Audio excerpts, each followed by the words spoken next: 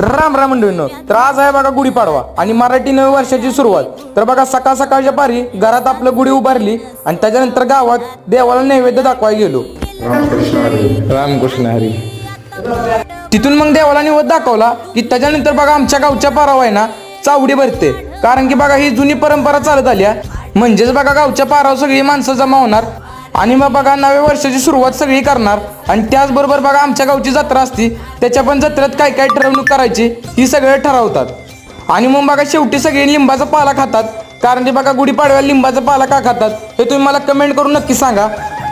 आणि तुम्हाला या गावच्या चावडीबद्दल अगोदर काय माहिती होती का ते देखील मला कमेंट करून नक्की सांगा.